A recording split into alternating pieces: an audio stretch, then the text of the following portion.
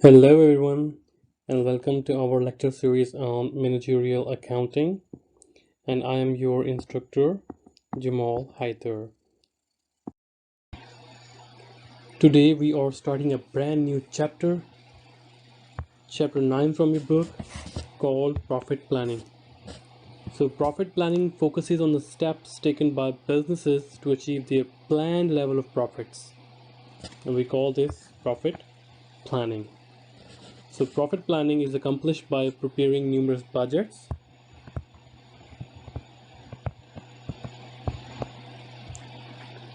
So, which when brought together, form an integral business plan known as master budget. So let's start this chapter.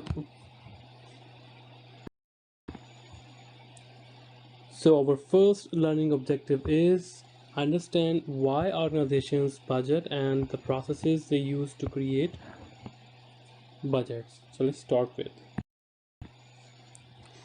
So the basic framework of budgeting is that a budget is a detailed quantitative plan, not qualitative, because it involves numbers. So it is quantitative plan for acquiring and using financial and other resources over a specified forthcoming period. So this is very important. Specified forthcoming period, because we are talking about budgeting or forecasting, and forecasting is for future, right? And the act of preparing budget is called budgeting, and the use of budgets to control an organization activities we known as budgetary control. So how budgets are related to planning and control?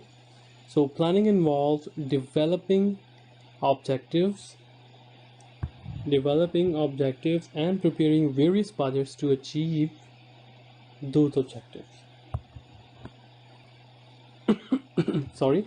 So while a control involves the steps taken by management to increase the likelihood that objectives set down while planning are attained, and all parts of organizations are working together towards that goal. So to be effective, a good budgeting system must provide for both planning and control.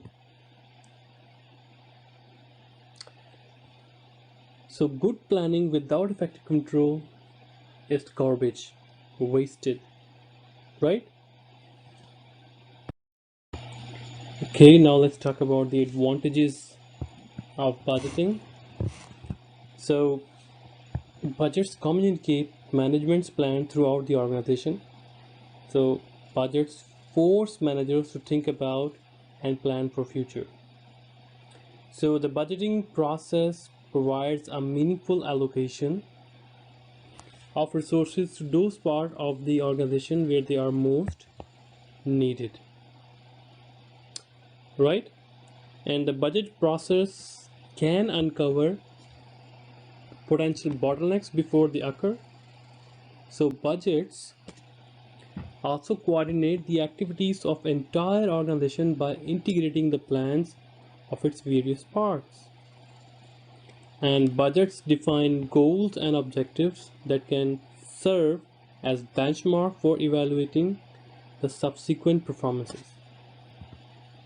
So while our focus on this chapter is basically preparing the budgets for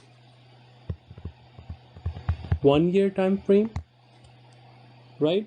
But longer term budgets can also be produced and also be very helpful for planning the future as well, right? So let's move forward. So the evolving term nowadays, which is very popular among the managers, we call it responsibility accounting. So it says that the managers should be held responsible for those and only those items or activities that they can actually control to a significant extent, right? So it means that if managers if something happens that is beyond the capabilities or responsibility of the managers, then managers are not liable or not responsible for that loss. For example, a natural disaster occurs, so that's not the manager's responsibility to control the natural disaster. In that case, managers are not held liable for that loss or for that responsibility. Okay. Okay, now choosing the budget period. So operating budgets ordinarily covers a 1 year period corresponding to a company's fiscal year. So many companies, they divide their annual budget into 4 quarters, right? So while a continuous budget is a 12-month budget that roll forward 1 month or quarter as the current month or quarter is completed, right? So operating budgets, it covers basically the 1 year, while the continuous budgets, they are prepared after every month or every quarter. So another concept is called self-imposed budget. So self-imposed budgets or participative budget is a budget that is prepared with the full cooperation and participation of the managers at all level.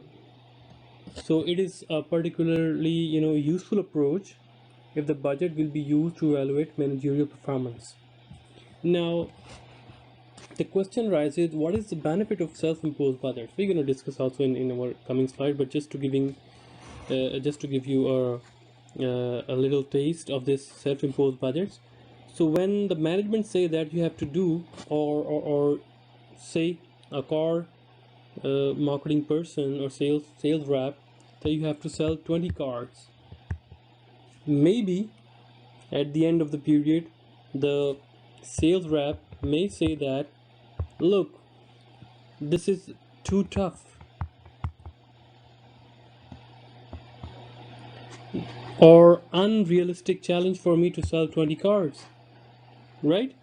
What if the managers say that what you can actually sell, right? If the managers say to you that how much you can sell and you said I can sell 25 cars, right? So since you have told the manager that you would be selling 25 cards, so now it is your responsibility and you know that you can do 25 cards, right? Or you can say that I can sell 10 cards. So that is very close to the realistic approach, right? So advantages of self-imposed budgets. So the key to self-imposed budget is to get operational managers involved in the budgeting process, right? And to clarify the state of their goals and expectations. So there are 4 advantages of self-imposed budget. Number one, that individuals at all level of organization are viewed as members of the team whose judgments are valued by the top management. It means individuals, when they self-impose the budget that okay, I'm going to sell 15 cars, so they view themselves the member of the team and their judgments are valued as well, right? This is the major positive point. Number second is budget estimates prepared by frontline managers are often more accurate. So CEO or executives, in the head office, they don't know how much actually a manager at the front or at the retail office they face, what kind of challenges and what kind of environment or how much sales they can achieve, right? So getting information from the frontline managers who are actually working with the clients or consumers, so it is best estimates to start in the budgeting process. Number third is motivation is generally higher since it is self-imposed. For example, if I say I can sell 15 cars, so it is now my morale, it is now my commitment that I'm going to sell 15 cars, right? So when individuals participate in setting their own goals, then when the goals are imposed from the above, if the goals are imposed from the above, you can say that, oh, this is unrealistic, or it's too complicated, or it's too much, right? But when you say that you're gonna sell 15 cars, then it is your motivation, your morale is high, and you're also commitment to that, a commitment to your argument as well, right? And number four is a manager who is not able to meet a budget imposed from above can claim that it is unrealistic, like I said. So self-imposed budgets eliminate this excuse that, oh, this is too complicated, I can't sell it, right? And you can say that, look, I told you I cannot sell that, and you forced me to sell like 20 cards, which is I ended up selling only 15 cards, right?